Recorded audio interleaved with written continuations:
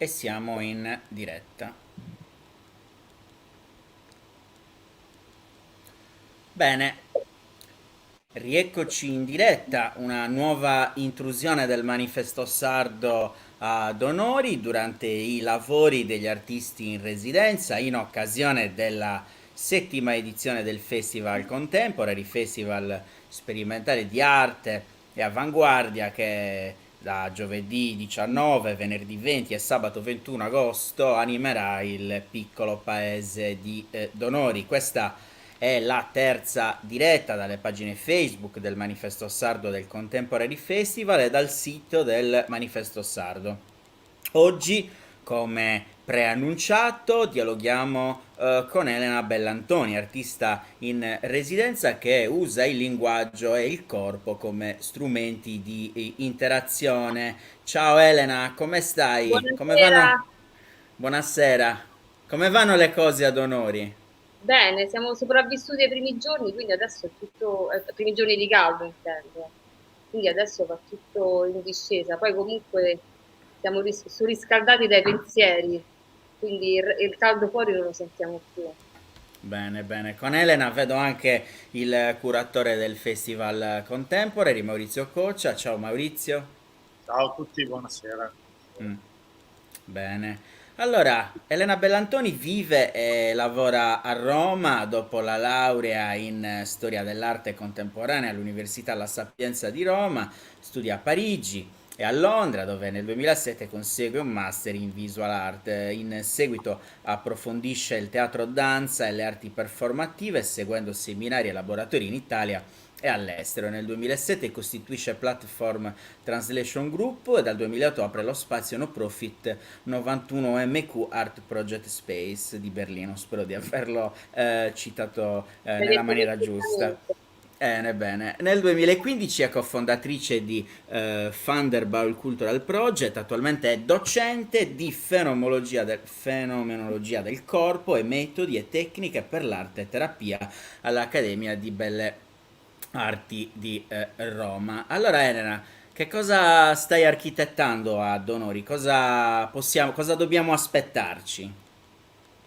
Allora, sto architettando, no, non sto architettando niente di nuovo se non quello che faccio sempre, ovvero un lavoro di ricerca sul territorio. Quindi grazie proprio all'invito di Maurizio, no? E del tutto il team di Contemporary che ci mettono veramente il cuore in questo posto e dar vita proprio in questi giorni a questo paese. Quindi non è facile entrare in relazione con uno spazio che ovviamente non conosci.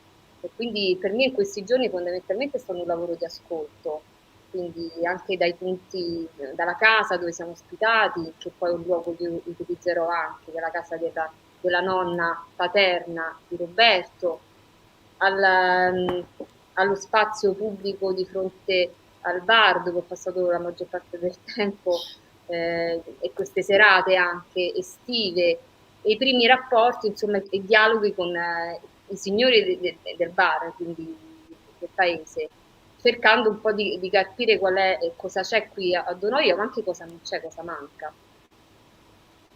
Bene. Mm. Elena, il video, la fotografia, il disegno, la scultura, le performance, le installazioni raccontano il tuo lavoro, Mhm. un lavoro di ricerca che, secondo la curatrice Benedetta Carpi de Resmini, esplora dinamiche identitarie, la dimensione della relazione che si instaurano poi nei territori e negli spazi che attraversi. Mhm. Linguaggio e corpo possono essere soggetti di indagine. Sì, per me lo sono assolutamente, magari non lo sono per tutti, ovviamente. Il corpo per me è è uno strumento che utilizzo, quindi è un segno, non lo uso in maniera seduttiva, seducente, perché non mi interessa e non lo so fare neanche. Quindi non è questa la mia direzione, però è uno strumento che ha a che fare con lo spazio, perché segna lo spazio che io attraverso appunto le camminate o delle azioni che io posso immaginare. Quello che io seguo è la mia immaginazione, quindi l'immagine che prende forma e diventa azione. Quindi io non dico mai di essere una performer, perché no. quello che faccio, ma sviluppo delle azioni. Ed è quello che sto provando a sviluppare qui e lo faccio anche attraverso un altro strumento che è quello del linguaggio, che è anche un corpo, perché è un corpo linguistico. Io sono un corpo linguistico in questo senso. Motivo per cui qui mi sto interfacciata con la lingua sarda, non il dialetto, e attraverso anche un libro che ho trovato a casa fondamentalmente. E da qui ho preso il largo per questo lavoro che si chiama Parole sarde, ma parole sorde, perché io non capisco il sardo, e quindi io sono sorda al sardo. Bene, bene, mi fa piacere che hai sottolineato il fatto che il sardo è una lingua e non è un dialetto. Eh, Mi fa molto piacere. Il potere, quindi, nelle relazioni, delle relazioni sociali, il potere nelle relazioni di coppia e non solo. Questo è il tema con cui nel 2014 il tuo video, che per comodità traduco con La volpe e il lupo lotta per il potere, un video che è entrato nella collezione farnesina del Ministero degli Affari Esteri, una Sì, battaglia non solo tra i due sessi ma anche tra i due animali, la volpe e il lupo, che come in un rituale di corteggiamento si fanno avanti alternandosi l'uno con l'altro e mostrando il meglio delle loro capacità persuasive e seduttive, quindi lupi alfa, l'idea del capobranco, dalla psicanalisi ai racconti dei fratelli Grimm, passando per le teorie sul potere dell'antropologo Eric Robert Wolff, quindi relazione e potere che declinano elementi di dominio fino ad arrivare alla crudeltà e alla brutalità. Che significato ha per te il potere nelle relazioni sociali? allora, è una domanda ovviamente complessa e molto ampia questa, Domandone. è un domandone. Quello che posso dirti dal mio punto di vista, The Fox and the Wolf nasce da un desiderio di lavorare sul concetto di potere, però farlo attraverso il corpo e attraverso il linguaggio, perché il linguaggio del corpo e la lingua anche sono due forme di dominio, no? E quindi mi interessava esplorare questo doppio aspetto. Secondo Foucault, che è appunto è un filosofo che ha elaborato tantissime elaborazioni sulla teoria del potere, il potere trova proprio il proprio innesto proprio sui corpi, sulla giurisdizione dei corpi che diventa poi una giurisdizione anche non solo dell'individuo ma anche delle masse. E io aggiungo questo, che sì, c'è questa giurisdizione, questa forma di potere sul corpo, però c'è anche da parte dell'individuo una forma di resistenza che è lecita, ma che porta anche a quella tensione verso la libertà. E a me interessa proprio questa dialettica, questa tensione. E quando io faccio i miei lavori, l'elemento della resistenza, sia linguistica che fisica, in questo senso crea una tensione che rompe quello spazio di controllo. E lo faccio attraverso il corpo, ma anche l'elemento ritorno sul corpo del linguaggio, l'elemento linguistico, perché io sono linguaggio. La presenza del corpo non rappresentato, ma il corpo, come dire, autentico, già di per sé è una presa di posizione politica militante, soprattutto il corpo femminile. Maurizio, ti chiedo di alzare Detto, la voce. la presenza del corpo, no? Non rappresentato ma fisicamente presente è già di per sé una affermazione politica, di contrasto, di, come dire, di dialogo, di conciliazione, ma comunque già di per sé militante, soprattutto il corpo femminile, senza dover tornare indietro alla body art degli anni 60, soprattutto 70, ecco, si innesca comunque una riflessione politica quando c'è di mezzo il corpo, subito, indiscutibilmente. Maurizio, visto che sei intervenuto, te lo volevo chiedere. Elena Bellantoni è venuta perché avete costruito un rapporto con le attività che svolgi come curatore, se tu conoscevi già Elena Bellantoni, o insomma come avete E, contattato Elena? allora, diciamo così che in termini relativi è la prima volta che lavoriamo Lavorano con questi insieme. artisti. In termini assoluti ci eravamo già incrociati, avevamo lavorato una mostra su Jeremy Il progetto in, era, è vero, in in Abruzzo. Abruzzo in maniera indiretta e poi insomma ci eravamo visti, poi io la stimo da tanti anni, il suo lavoro con grandissima attenzione, l'avevo già invitata all'edizione precedente, ma lei con estrema coerenza doveva già sviluppare un lavoro molto molto impegnativo, lungo, articolato che era Italian L'Italian Council, Council, quindi ero in giro, è stato l'anno insomma, di grandissima produzione per me, un anno in giro per l'Europa quando ancora si poteva fare, pre-Covid, che è il 2019, e io sono stato un anno in giro tra Serbia, Grecia, Turchia e Italia per sviluppare un progetto che era vincitore dell'Italian Council della quarta edizione del Mm. 2018, quindi insomma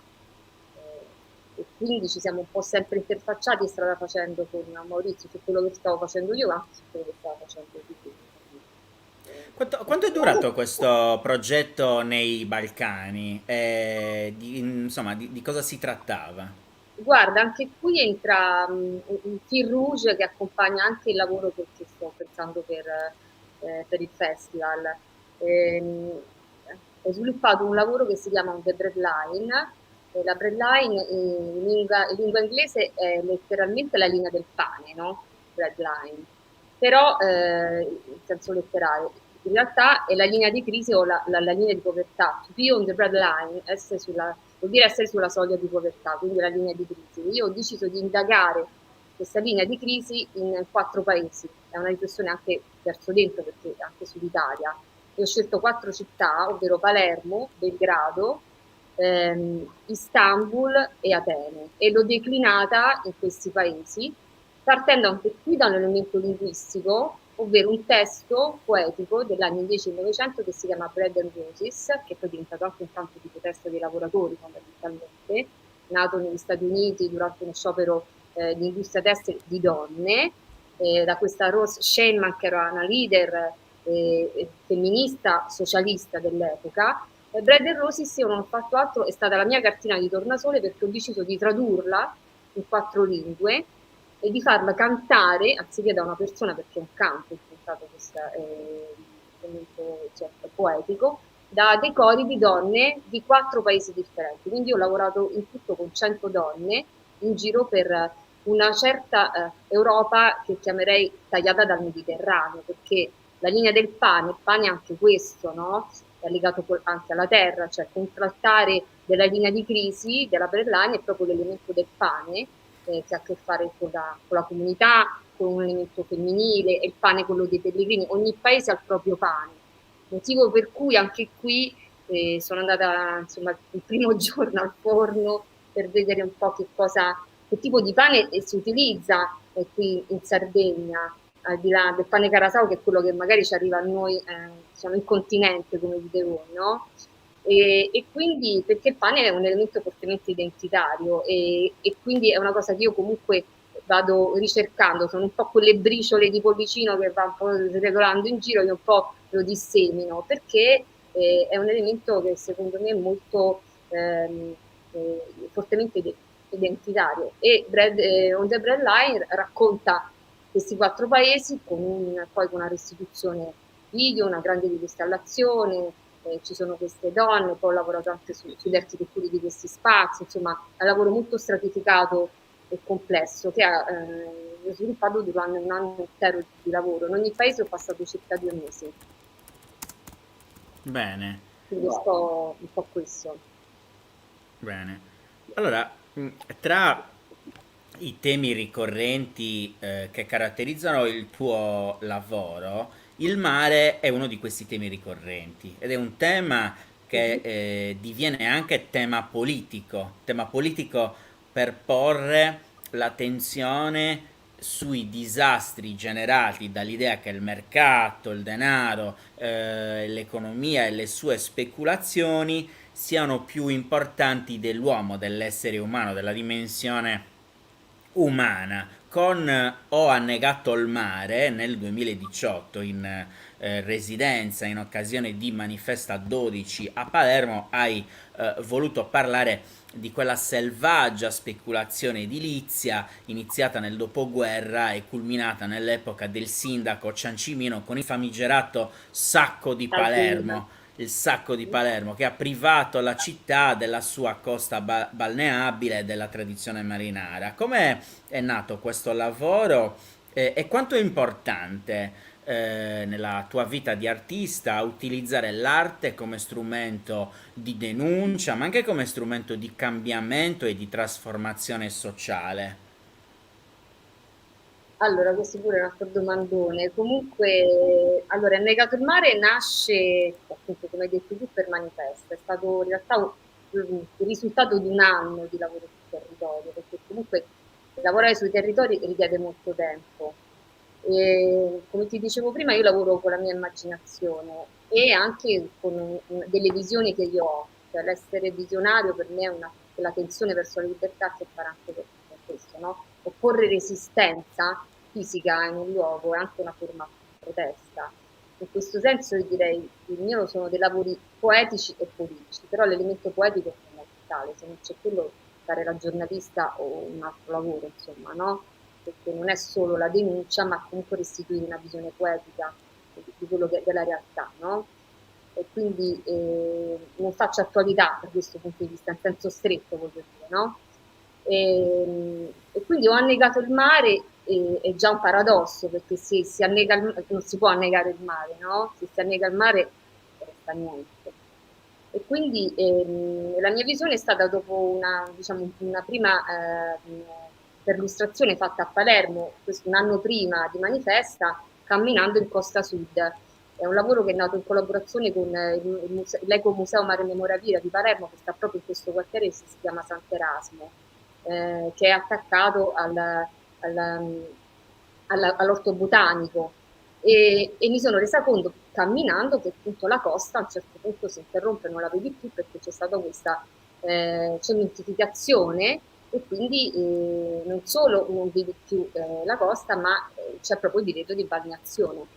E ovviamente anche lì, stando nel territorio, ho fatto delle interviste chiedendo se le persone insomma si facevano ancora il bagno o meno e ho avuto questa visione di costruire una torretta di avvistamento, cosa che io ho fatto, alta circa 3 metri per l'altezza per cui poi il mare si vede, che pesa circa 100 kg, quindi è abbastanza pesante, a cui poi io ho fatto mettere delle ruote. Sembra un po' una torretta, quelle di salvataggio che ci sono nei nostri mari, ma sembra anche un pulpito contemporaneo.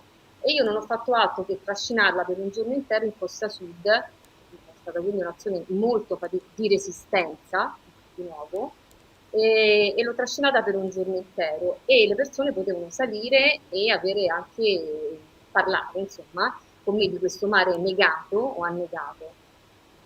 Devo ringraziare, questo insomma è stato un incontro per me molto importante e molto fecondo, Chiametta Borsellino che ho incontrato e che ha partecipato a questo lavoro. È un momento anche molto delicato, c'erano i famosi 13 punti, 13 domande, insomma, di questo processo infinito e ma risolto, insomma, legato appunto a Paolo Borsellino e tutto quello, no, che si è portato in questi più di 25 anni. E Fiammetta ha partecipato con una testimonianza personale. Io gli ho chiesto cos'è il mare per te, lei mi ha raccontato di quel famoso 19 luglio del 1992, che è stato secondo me per il nostro paese, per la mia generazione, una data comunque che ha stroncato anche quegli ideali insomma, di cui stiamo parlando, insomma, no? Quelle visioni. È stato un anno molto pesante che poi 2 anni dopo insomma poi tante cose sono cambiate anche in Italia dal punto di vista politico subito dopo, no?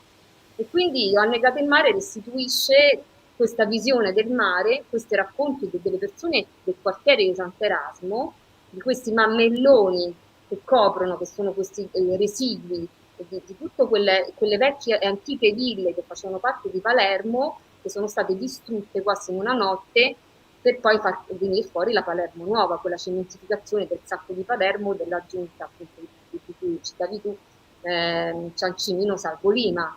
e quindi di questa relazione che abbiamo al sud. Io sono di origine calabrese, con questa cementificazione, ma che c'è anche in tutte le nostre coste. Era l'anno in cui, tra l'altro, il 2018 era, poi nel 2019, 18, 19, insomma, ci fu anche il ponte di Genova, che è caduto. Insomma, era un periodo molto strano, perché la cementificazione, il cemento, è un materiale che è stato usato tantissimo nel nostro paese, che sembra che duri all'infinito, ma poi in realtà non è così.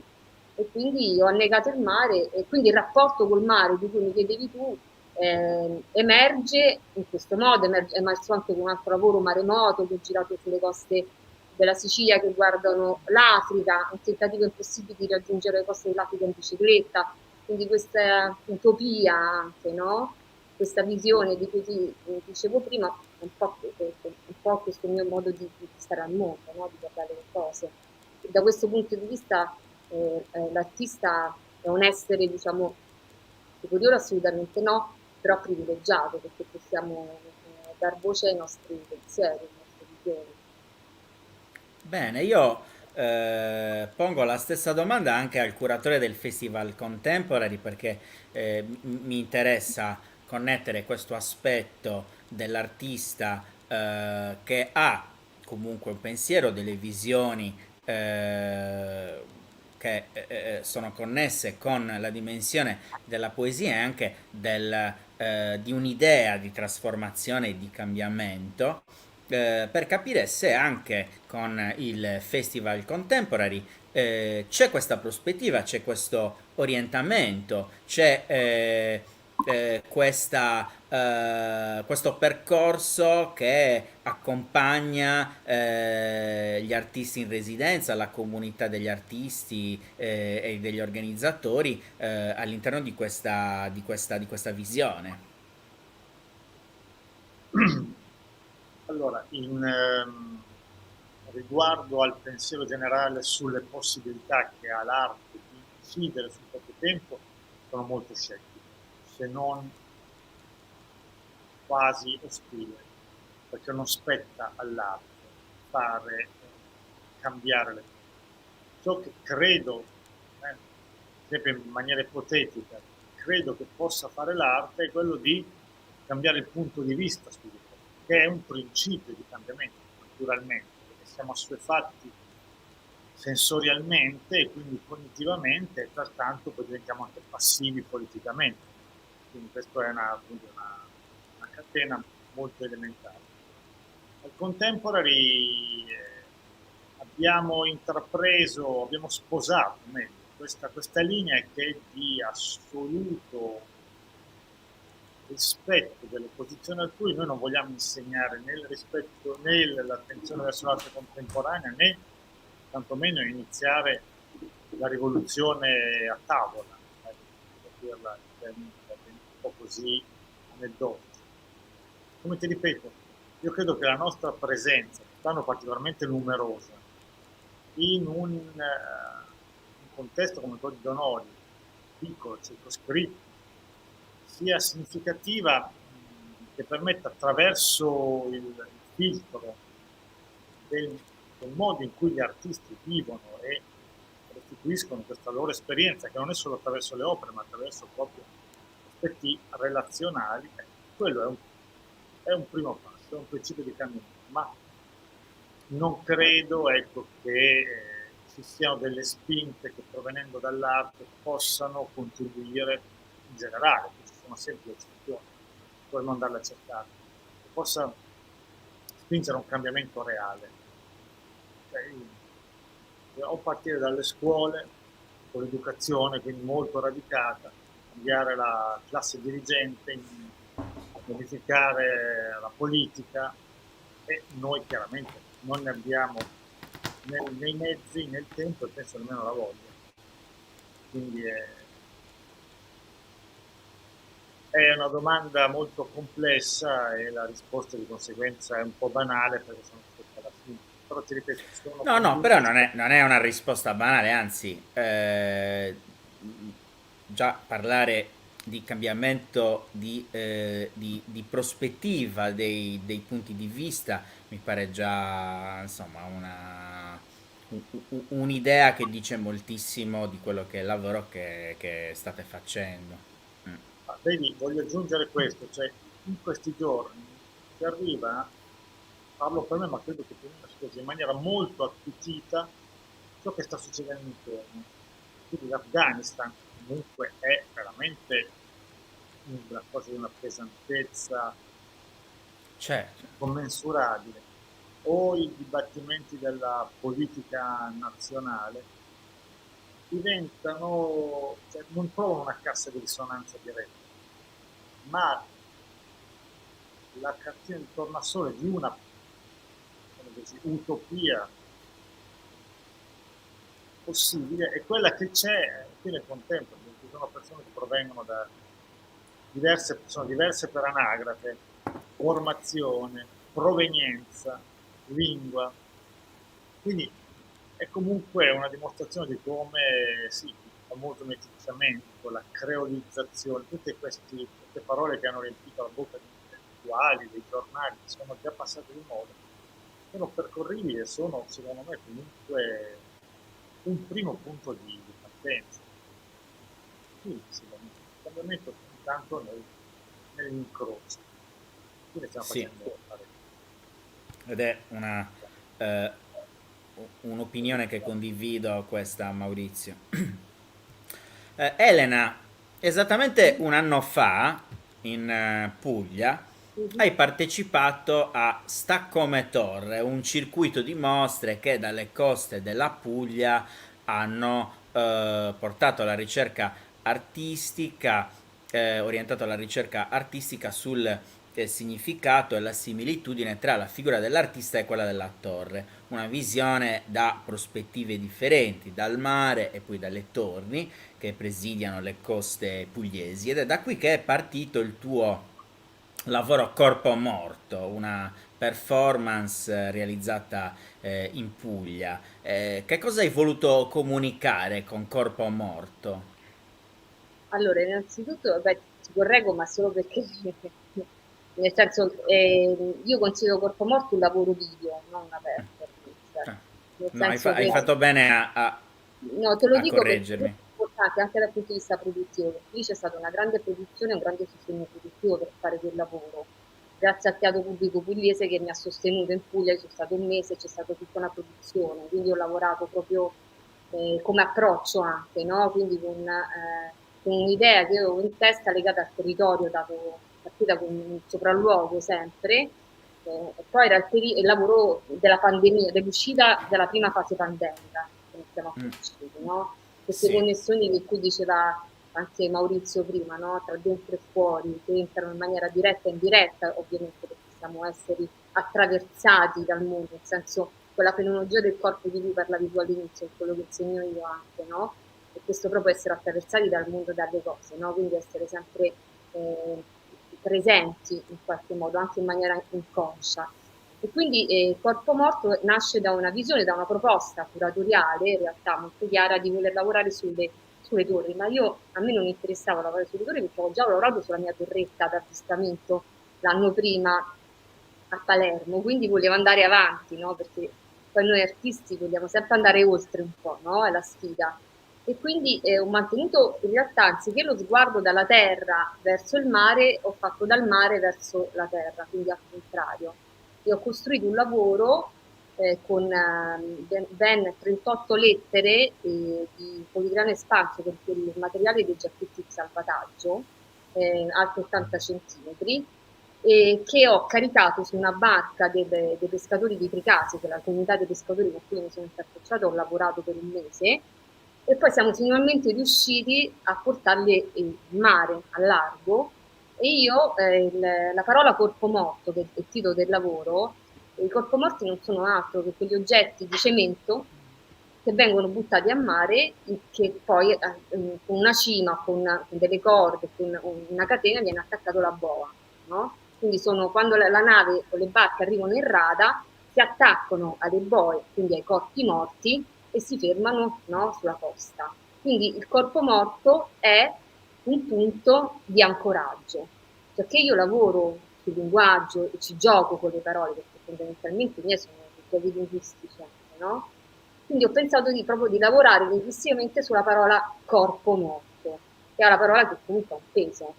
Quindi corpo morto sono tutti quei corpi, dal mio punto di vista, che durante Covid avevo di fronte agli occhi, anche a distanza, ma tutti quei corpi che a distanza, anche nonostante il Covid, hanno continuato a riempire i nostri mari.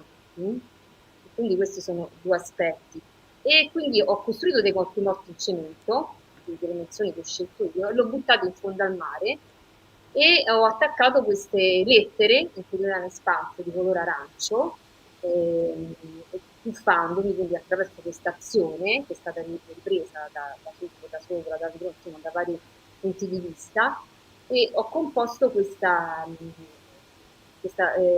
frase che dice ancora o ancora, corpo morto, che è l'oggetto, tra cielo e terra, quindi dove io l'ho messo, coraggio o ancoraggio, no? Quindi semplicemente è emerso il corpo, la lingua dell'oggetto, e il linguaggio per me è diventato un salvagente, no? Un qualcosa su cui aggrapparmi, perché la cosa che non affonda e che galleggia, no? Perché è proprio il materiale di poliuretano espanso che ho utilizzato.